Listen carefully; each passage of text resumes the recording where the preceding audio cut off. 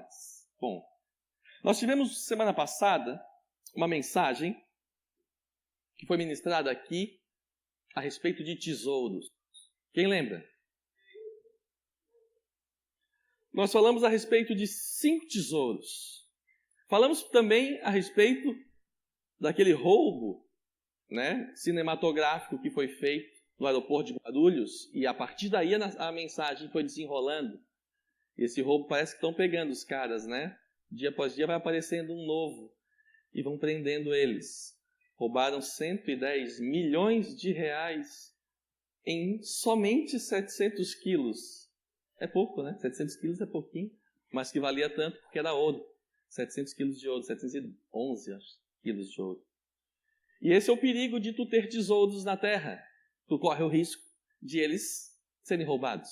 E a Bíblia adverte sobre isso, A Bíblia fala disso. Toma cuidado, não guarda os teus tesouros na terra, porque na terra pode ser roubado por alguém. Enquanto que aqueles que guardam os seus tesouros no céu, esses estarão tranquilos e guardados por Deus. E aí falamos de 5 tesouros que tu precisas guardar. Quem lembra? Sem olhar para a anotação. A família, tua família natural, é um tesouro que Deus te deu, teus pais, teus filhos, maravilhoso. Teu trabalho é um tesouro maravilhoso que Deus te deu, da qual ali vem todo o teu sustento, vem teu alimento, vem a educação dos teus filhos e por aí vai. Terceiro, a tua família espiritual, a igreja, ali tu é alimentado, fortalecido por Deus, preparado por Deus para seguir em frente cheio de gás. Quarto, o chamado ou o propósito de Deus para as nossas vidas, na qual Deus ali delinha os nossos passos e o caminho que nos faz feliz. E por fim, o quinto, a presença de Deus, a unção do Espírito Santo em nossas vidas. 5 tesouros extremamente valiosos, preciosos, que tu precisas guardar. E meditando na mensagem da semana passada, nós fomos mais a fundo nela no discipulado de segunda-feira. Alguns outros discipulados da igreja também mergulharam a fundo dentro dessa mensagem e puderam lapidar com os seus discípulos, o que pode ser feito, como pode ser feito, e observar coisas que não poderiam passar desapercebidas.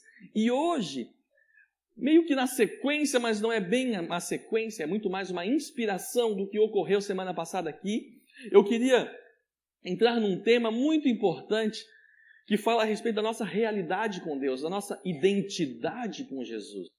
Porque eu acredito de todo o meu coração que se tu sabes quem tu és, tu já sai assim quilômetros de distância de quem não sabe quem é, de quem não conhece aquilo que é seu, aquilo que te pertence e aquilo que foi feito para ti desde a eternidade, desde sempre, desde a origem de tudo.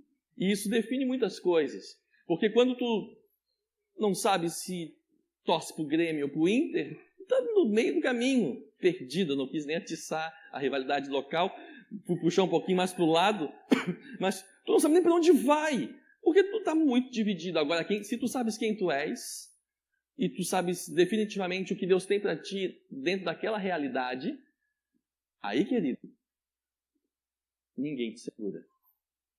E é importante demais que a gente entenda isso. Hoje eu quero falar sobre identidade espiritual. Identidade espiritual. É impressionante como Deus faz. Deus faz do jeitinho dele, mas ele faz de uma forma muito peculiar. Porque quando nós nos encontramos com Jesus, quando nós tivemos nosso primeiro, segundo, terceiro encontro, quando nós estamos nesse relacionamento inicial com Deus, algo extraordinário passa a ocorrer. Não sei se vocês já viram transfusão de sangue. Alguém já viu uma transfusão de sangue? Poucos, Mas, basicamente, tu está sendo nutrido por uma fonte exterior, de algo que está vindo na tua vida. E que sem aquele sangue, possivelmente a pessoa morreria, se não fosse aquela transfusão de sangue. E quando Deus nos encontra, Ele faz como que uma transfusão de sangue em nossas vidas. Ele troca a nossa identidade. Ele coloca a marca dele em nós. E na medida que a marca de Deus entra em nós, a nossa marca do mundo vai perdendo a força, vai perdendo a cor, vai perdendo o sentido. Deus vai fazendo um trabalho muito íntimo, muito profundo em nossos corações. Quem caminha com Jesus há algumas décadas, vê isso com mais clareza, porque consegue perceber nitidamente. Há 2 décadas atrás, como pensava, era, imaginava tudo, e como é hoje. Quem caminha com Jesus há algumas semanas, isso ainda está meio confuso, porque ainda está muito cedo de tu ter essa diferenciação da obra de Deus dentro do teu coração. Mas hoje a gente acabou de adorar a Deus cantando que eu quero te agradecer pela tua obra em minha vida. E a obra de Deus em nossas vidas está, entre tantas coisas, em nos marcar numa nova identidade. E tem um texto muito importante que eu quero ressaltar aqui da palavra de Deus. Quero chamar a atenção da igreja por um fator muito fundamental para todos nós, enquanto discípulos de Jesus e amantes da palavra. Porque quando Deus começa o seu trabalho, e não sei se vocês sabiam disso, a palavra igreja vem do original em grego, eclésia, e uma das traduções mais cruas, mais nuas dela, sem floreamento, é chamados para fora, retirados para fora, tirados de um local e colocados para fora. O conceito da palavra igreja, eclésia. E esse trabalho que Deus faz é um trabalho de dentro para fora. É como se tu precisasse sair para poder entrar. É como se fosse preciso trocar o sangue. É como se fosse preciso mudar o que está lá dentro por algo que vai ser colocado por Deus depois. Quando isso envolve as nossas vidas, envolve algo lá no profundo. Porque todas as características que nós temos enquanto indivíduos, nós adquirimos na nossa vida. Algumas delas extremamente positivas e saudáveis, inclusive dons que tu traz contigo porque foi Deus que deu. Porém, algumas outras características, elas não são tão saudáveis assim, elas são deturpações da fonte original. Elas são mais características de alguém que está com uma visão precisando de foco, precisando de orientação. E a partir dali Deus começa a mexer dentro de nós e trabalhar nossos corações para que a gente possa compreender o que Ele tem para cada um. E eu quero chamar a atenção, então, como eu disse, um texto que está na segunda carta aos Coríntios. Na segunda carta aos Coríntios, por favor, veja lá no capítulo 5, nós vamos ler versículos 14 em diante. Vamos até o 17. E eu quero chamar muito a atenção de ti para o versículo 16. Tá bom? Vamos lá. Pois o amor de Cristo nos constrange, julgando nós isto: um morreu por todos, logo todos morreram. E ele morreu por todos, para que os que vivem não vivam mais para si mesmos, mas para aquele que por eles morreu e ressuscitou. Agora veja o versículo 16 que eu quis te chamar a atenção. Assim que nós, daqui por diante, a ninguém conhecemos segundo a carne.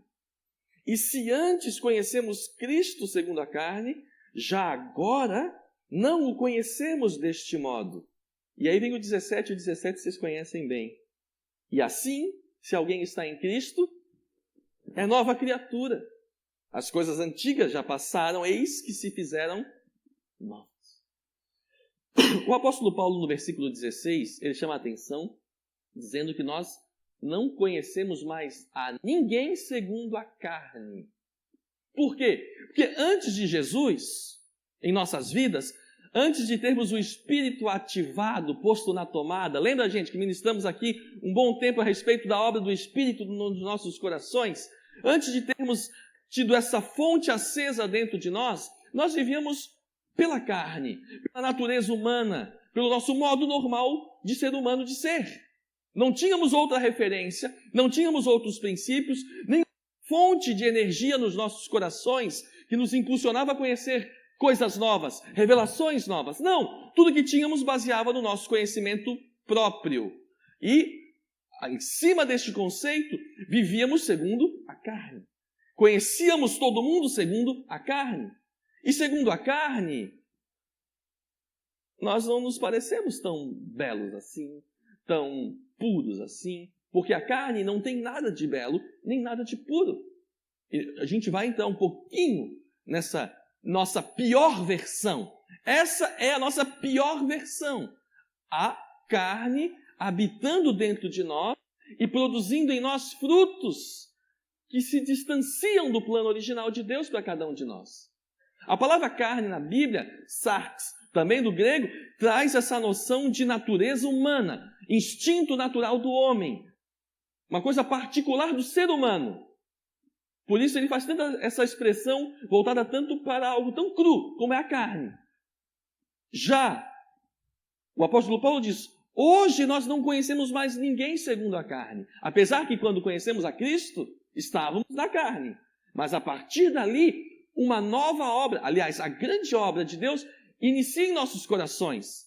E Ele passa a implantar dentro de nós os seus princípios, os seus valores. Mais que tudo, Ele passa a colocar sua própria vida dentro de nós. Passa a correr pelas nossas veias, de forma figurativa.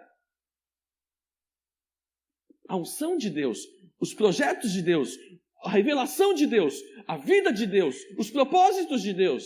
E isso, amado, na medida que tu vai se envolvendo com isso, como que uma fonte radioativa que vai tendo influência em mudar o teu código genético, assim também é a tua intimidade com Deus e a maneira como tu vai te aprofundando nos planos de Deus para a tua vida, vai mudando o teu interior, vai transformando a tua identidade e vai te colocando como uma outra criatura, nova criatura. A expressão do versículo 17 de Coríntios é esse.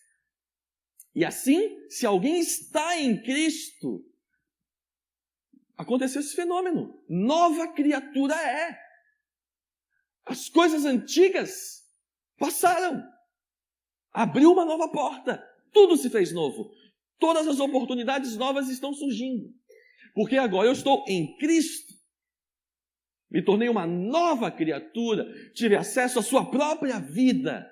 Descobri dentro de mim uma fonte de poder que não existia, mas foi reanimado pelo Espírito Santo em meu coração.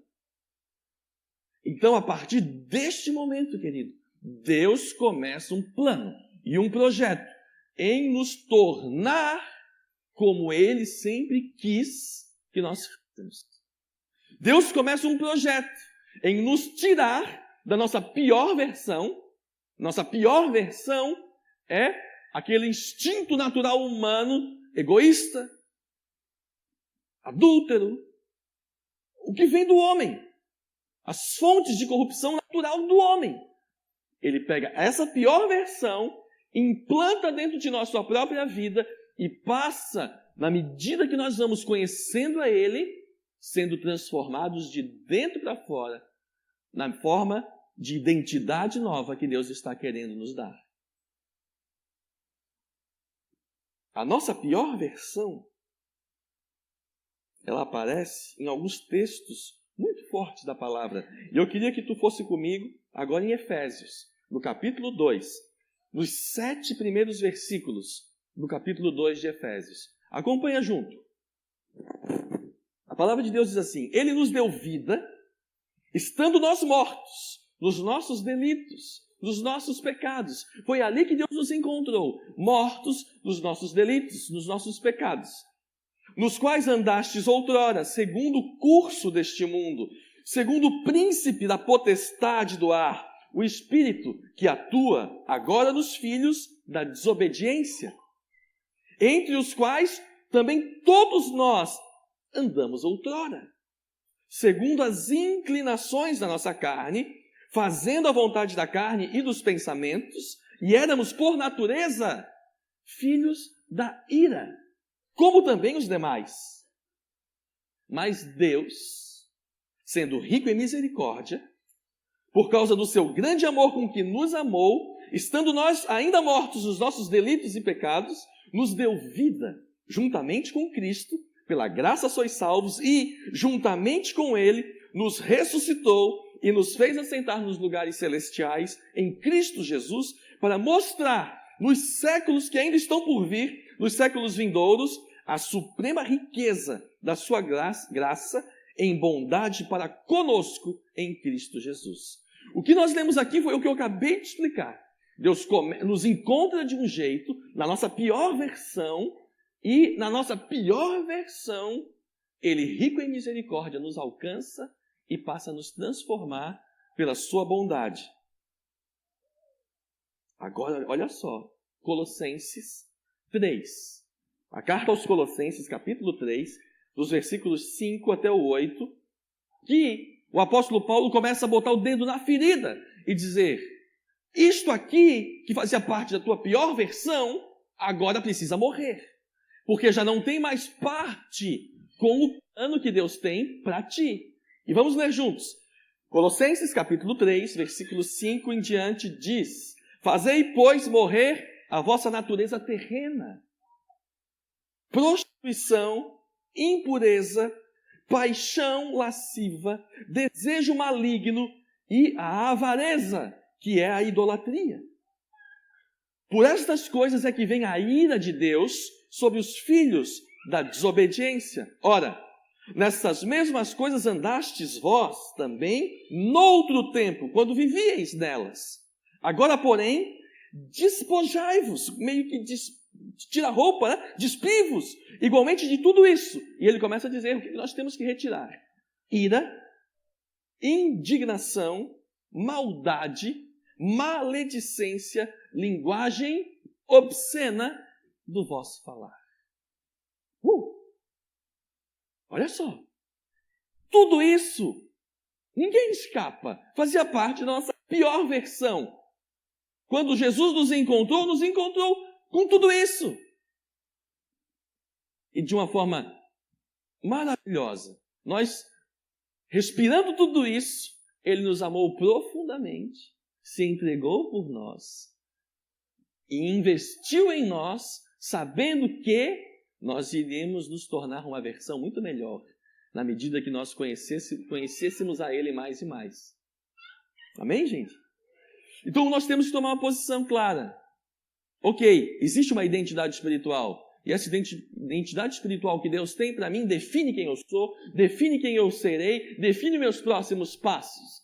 E para essa identidade espiritual que Deus tem para mim se tornar cada vez mais real, algumas coisas que faziam parte da minha pior versão precisam sumir, precisam desaparecer. E a expressão da palavra é muito interessante. Fazei, pois, morrer. Como é que eu mato a ira? Como é que eu mato a linguagem obscena do falar? Como é que eu mato a maldade que está dentro de mim?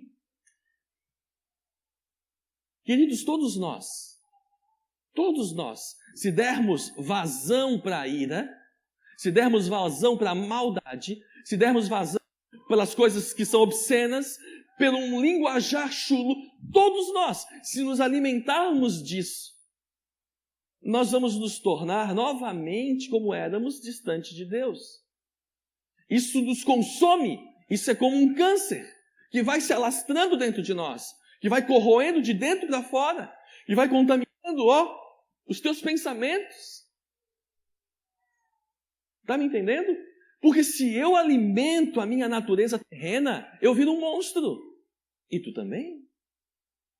Porque o homem, e aí é só ligar a televisão, ele é capaz das piores atrocidades. Todo ser humano provocado com a provocação certa é capaz de fazer as piores coisas. É muito sério o que eu estou te falando, querido. E que Deus te poupe de estar nesse nível de provocação, de pressão. Que Deus te priva disso. Mas não é fácil. E eu sei, do dia a dia de todos nós, o tempo inteiro nós somos pressionados a ressuscitar a nossa pior versão e não fazer morrer. Mas a expressão da palavra é: não só nas sextas-feiras. Pode. É essa? Não. É fazer e depois morrer. Pergunta para tua esposa se ela topa. Infidelidade só nos sábados. Todos os outros dias, fidelidade. Pergunta se vai dar certo esse troço aí. Vai, não. Não vai? Pergunta se vai dar certo. Não, eu vou parar de usar drogas.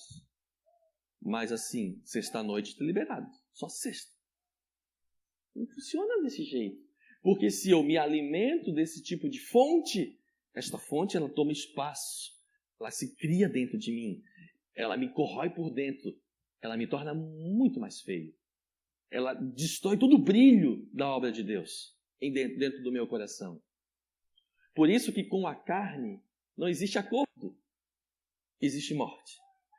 Fazei, pois, morrer toda inclinação para a ira, toda inclinação para a maldade, toda inclinação para falar palavras chulas. Fazei, pois, morrer. Mata na raiz. E aí como é que faz para matar na raiz?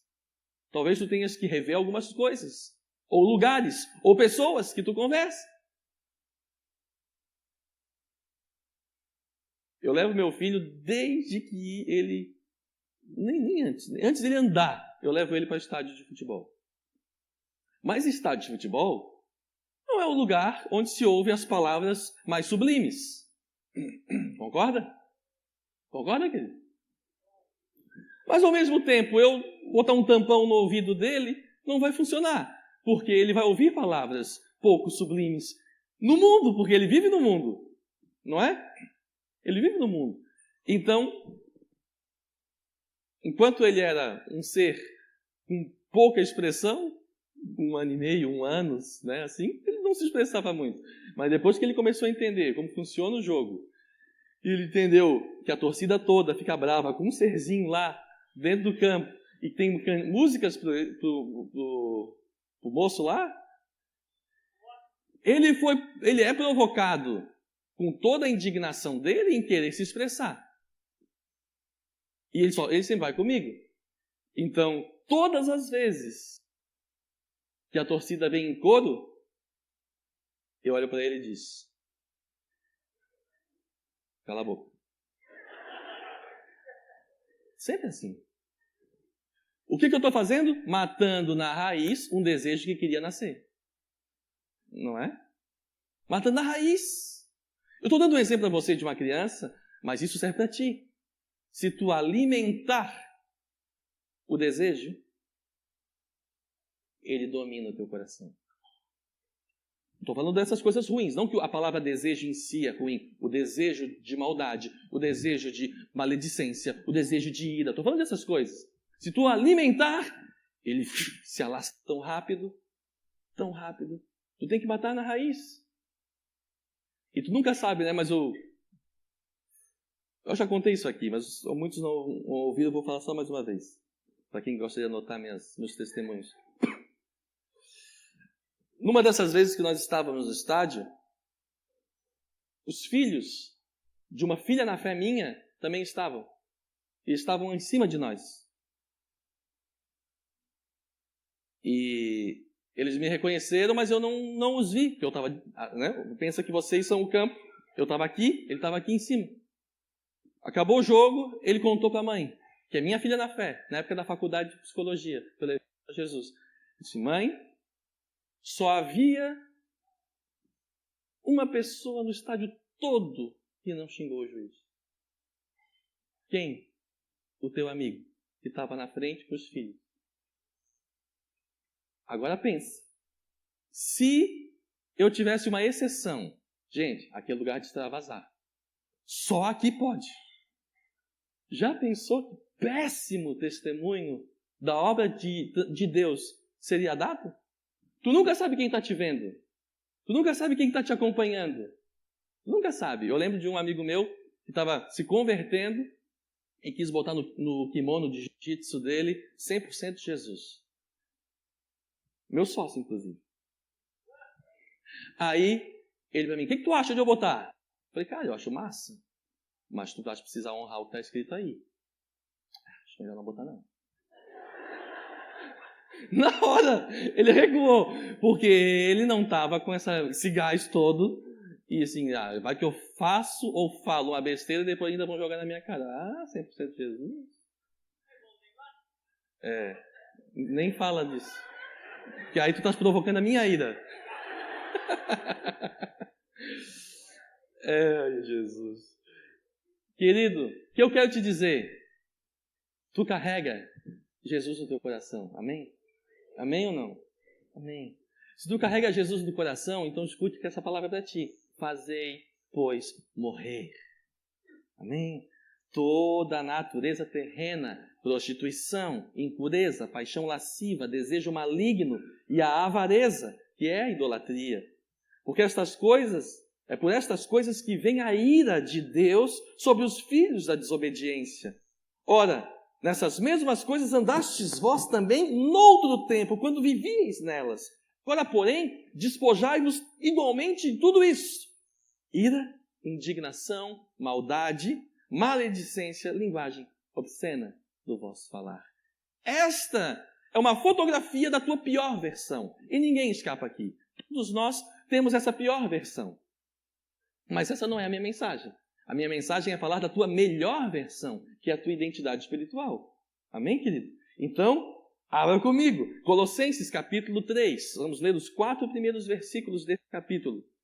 E a Bíblia diz assim: portanto, se fostes ressuscitados juntamente com Cristo, buscai as coisas da onde? Lá do alto, onde Cristo vive, assentado à direita de Deus. Versículo 2, pensai o que, querido? As coisas da onde? Lá do alto, e não das coisas que são aqui da terra. Porque morrestes, e a vossa vida está oculta juntamente com Cristo em Deus. Quando Cristo, que é a vossa vida, se manifestar, então vós sereis manifestados com Ele em glória. Sabe o que eu quero te dizer aqui, essas duas expressões? Buscai e pensai. Duas coisas que tu deverias refletir muito. Porque isso acaba te marcando. Isso acaba te definindo até. O que é que tu pensas? O que ocupa o teu pensamento? Como, eu só estava dando o exemplo do meu filho, vou fazer com que o meu filho tenha boas palavras se ele habita num ambiente onde só tem palavras chulas? É difícil, não é? É difícil, porque os pensamentos dele são alimentados por palavras pesadas. Como eu vou querer estar cheio de boas expectativas se eu só busco tragédia? Exemplo, né? Tem vários jornais que se alimentam de tragédia. Dificilmente tu vê boas notícias nos telejornais. Né? A maior parte, o que mais vem são tragédias. Aí tu só se alimenta de tragédia, só assiste filme de terror e não quer ter pesadelo. E não quer ter medo de ficar no escuro. Não quer ficar trancado na cama sem conseguir se mexer. Ué, mas o que tu te alimenta? O que tu busca? Que tipo de coisa que está dentro de ti? Onde estão os teus olhos? Onde estão os teus olhos? Quer vencer? Quer vencer a pornografia? Cuida dos teus olhos. Se os teus olhos forem santos, todo o teu corpo será santo. Quer cuidar dos teus pensamentos? Cuida da fonte onde entra as coisas dentro de ti. Pensamentos entram por ouvidos e por olhos. Cuida, querido. Mas passou na televisão e o controle remoto não está na tua mão, não? Troca. Mas cliquei sem querer um spam do mal lá. Malware. E começou a aparecer um monte de coisa lá. Fecha. Está me entendendo? Se tu queres viver com Jesus no teu coração, e nós falamos isso semana passada, então, querido, Guarde bem esse tesouro. Guarde bem esta unção. Guarde bem a presença de Deus em tua vida. Não dá para tu alimentar-se de porcaria e querer que no exame de sangue dê saudável. Não dá para ser assim, não.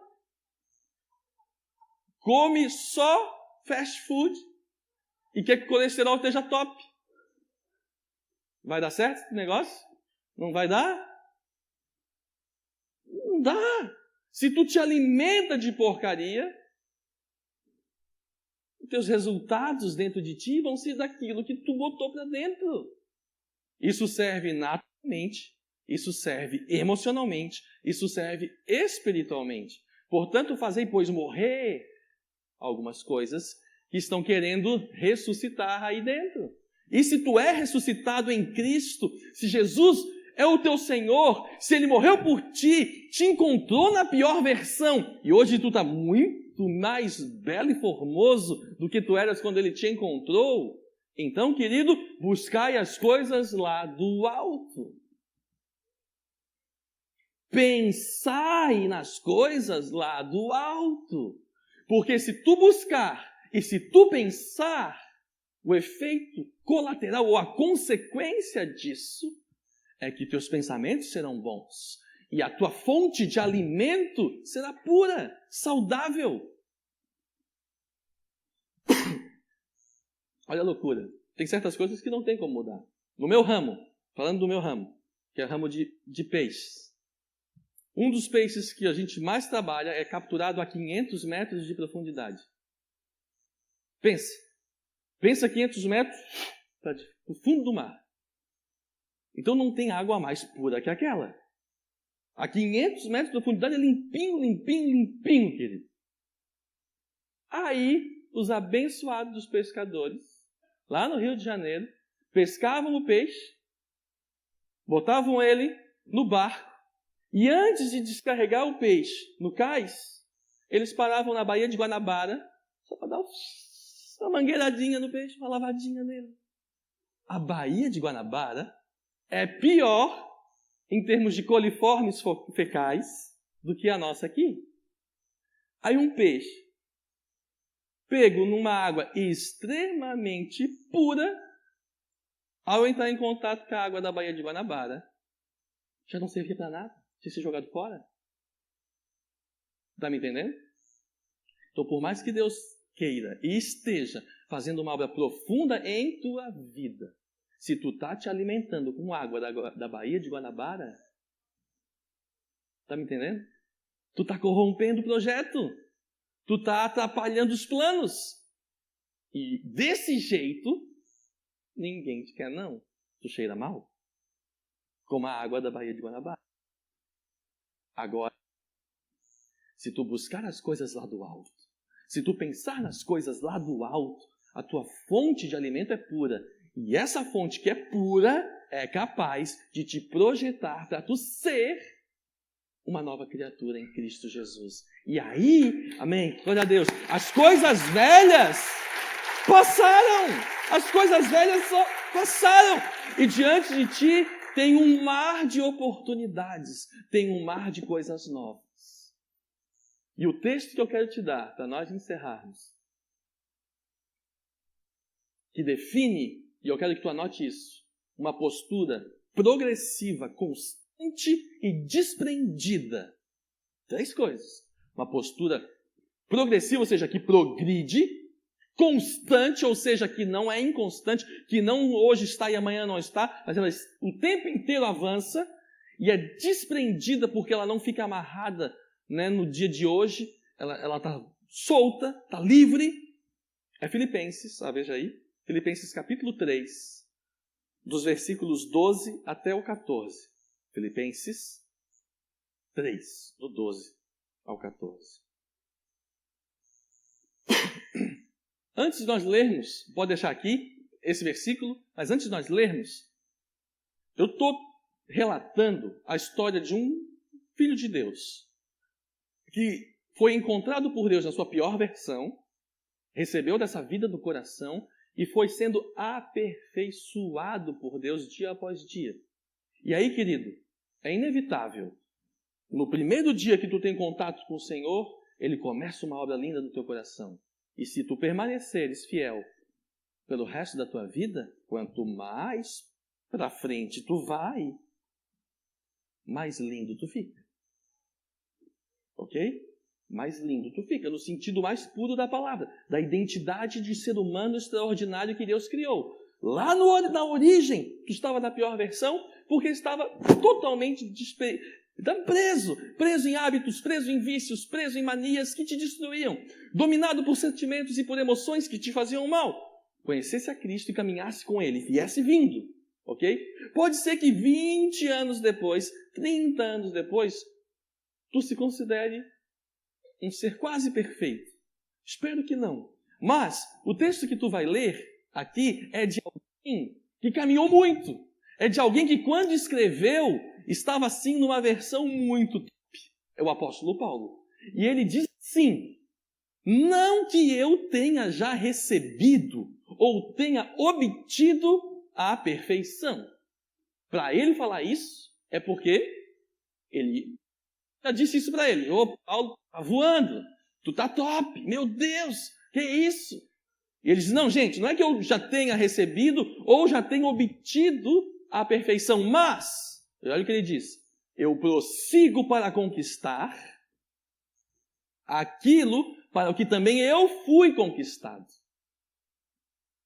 Eu prossigo para conquistar aquilo para que também eu fui conquistado por Cristo Jesus. E, olha a dica que ele nos dá, versículo 14. Versículo 13, 13. Irmãos, quanto a mim, eu não julgo que eu já alcancei. Mas uma coisa eu faço, esquecendo-me das coisas que para trás ficam, e avançando para as que estão diante de mim, prossigo para o alvo, para o prêmio da soberana vocação de Deus em Cristo Jesus. Presta atenção. Volta no versículo 13. O perigo da vida cristã, a longo prazo, é tu se acostumar com vitória. Porque Deus te chamou para ser mais do que vencedor. E todas as vitórias que Deus nos dá deveriam ser celebradas. Todas, das menores às maiores. Meu Deus, nunca perdeu batalha, então ganhei outra, gente, ganhei mais uma. É isso aí. Isso faz com que tu vá abaixando a guarda, vai se tornando mais vulnerável. E vai também negligenciando o que ficou para trás. E muitas vezes, tu está vivendo uma vida que não é plena, que não é total, que não é tudo que Deus queria. Paulo disse, eu não acho que eu já cheguei lá. Eu não acho que eu já alcancei. Isso depois de ter ido ao céu. Ele conta o episódio de ter ido ao céu, terceiro céu. Isso depois de ter recebido dons. Isso depois de ser chamado apóstolo. Isso depois de ter aberto um monte de obras. Isso depois de um monte de coisa. De ter orado, curado. Depois de ter vivido muita experiência, ele diz, eu não acho que eu cheguei lá. Não acho que eu alcancei. Mas eu não fico amarrado nas minhas vitórias do passado. Eu não fico preso nas coisas que eu já conquistei. Eu esqueço das coisas que ficaram para trás de mim. E olho para o alvo, eu avanço, eu progrido. Existe alguém aqui que foi criado por Deus, que está sendo transformado em Deus e que tem grandes coisas para alcançar. E eu não vou parar, eu não vou desistir, nem mesmo me acomodar com o que eu já vivi hoje. Eu serei constantemente inconformado, porque eu sei que Deus tem muito mais do que aquilo que eu já experimentei. Muito mais do que aquilo que eu já vivi. Então, a acomodação não pertence ao vocabulário. Não pode. Para o Filho de Deus, nascido em Cristo Jesus, nova criatura em Deus, não pode se aceitar nunca a acomodação em sua vida. E achar que, tá bom. Não. Glória a Deus pela vitória de hoje. Glória a Deus por tudo que Ele tem feito eu viver hoje. Mas eu boto para trás, esquecendo-me das coisas que já para trás ficaram, eu avanço, eu progrido, eu vou para o alvo. Eu não vou parar aqui. Eu vou até onde Deus me mandar eu ir. E aí, querido, eu quero que tu entendas. A hora que tu vai construindo dentro do teu coração a tua identidade espiritual, é Deus que define teu alvo. É Deus que define até onde tu vai, com a força e a intensidade que tu vai. E se tu parar, se tu retroceder, aí é desperdício. Desperdício de vida, de poder, de unção e de projeto de Deus. E nós vemos isso acontecendo muitas vezes na igreja. O cara ora para ter aquele emprego extraordinário, da qual ele recebesse um salário de 20 mil reais. Alguém quer? Aí o cara consegue e diz, não tem mais tempo. Meu tempo está muito escasso. Não dá mais para ir para a igreja como eu ia antes. Não dá mais para cuidar das pessoas como eu ia antes. Agora eu tenho outras coisas para fazer. O cara ora para encontrar a mulher da sua vida. Alguém quer? Os solteiros? Aí ele encontra. E não consegue fazer mais nada da sua vida a não ser cuidar da mulher da sua vida. Querido, isso é muito precioso. Eu mesmo vivo já há muitos anos com a mulher da minha vida. Porém, ela nunca pode tomar o lugar de Deus na minha vida. Nem na tua. Está me entendendo? Aí o cara ora para ter filhos. Aí tem filhos. E aí diz, agora eu não tenho mais como dar toda a minha vida que eu dava para Deus. Porque eu tenho que cuidar dos filhos. Meu Deus do céu, que coisa mais séria, amado. Mas eu tenho 2 e continuo dando meu tempo a Deus e tudo dá certo. E não esqueça de uma coisa, se tu é nova criatura em Cristo Jesus, tu já não anda mais sobre as regras normais. Tu anda sobre as regras do céu. E as regras do céu dizem para tu fazer do reino de Deus tua prioridade, tu fazer da justiça de Deus tua prioridade, e as demais coisas, Ele cuida para ti. Ele faz acontecer. Ele abre as fontes, Ele abre as portas, Ele dá força, Ele dá energia, Ele te prepara, Ele te dá capacidade. Buscai o reino de Deus em primeiro lugar e a sua justiça. E as demais coisas vão acontecer. Vão acontecer na rede? Vão acontecer de férias? Não, não é assim não. Vai acontecer com muito trabalho, com muita força. Mas é Deus que me dá força para trabalhar e me dá oportunidades para conquistar. Eu preciso reconhecer isso. E achar que não cai do céu. Não é assim. Não cai do céu. Cai debaixo do poder de Deus para aqueles que trabalham muito. E Deus honra. Deus honra. Deus honra. Isso é nova criatura. Nova criatura não é aquele cara que não só fica na igreja. Não é só isso, não é isso que eu quero dizer. Nova criatura é aquele cara que não anda mais segundo o curso deste mundo e que tem uma nova identidade espiritual que é governado por outras leis que vêm ao céu e não à terra. Por isso destoam tanto quando ele anda na terra. Mas enquanto ele anda na terra, ele busca a prioridade de Deus em tudo, mas busca fazer tudo o que faz com a máxima excelência. Ele busca ser diferencial onde ele se encontra. O Filho de Deus deveria estar nos principais lugares de todo o mundo, porque ele tem dentro de si poder para estar lá, unção para estar lá. O que muitas vezes falta é ele entender quem ele é e ele se dispor a trabalhar para chegar lá e permanecer lá.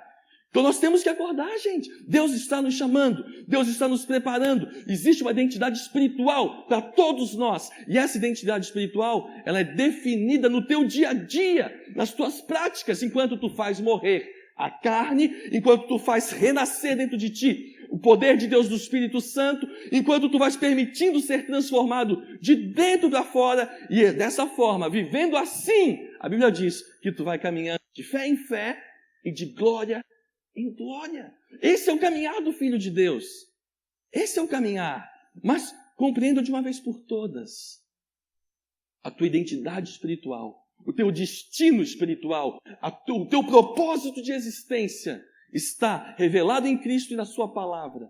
E quanto mais tu te aproxima dela, mais plenitude de Deus tu tens na tua vida. Mais o texto de João capítulo 10, versículo 10, se cumpre na tua existência. Que eu vim para que tenham vida e a tenham em abundância. Para tu viver essa plenitude que Deus prometeu no João 10:10, querido, tu precisas compreender de uma vez por todas que tu não está aqui de passagem, que isso aqui não é a Disneylândia, que isso aqui é o teu lugar de batalha, aqui é o teu lugar de ser quem tu precisas ser, porque o tempo passa rápido e as oportunidades também. As oportunidades que Deus está te dando é para tu abraçar, e abraçando elas, ali resplandecer a luz de Cristo em todo o tempo da tua vida, em nome de Jesus. Amém, querido? Glória a Deus.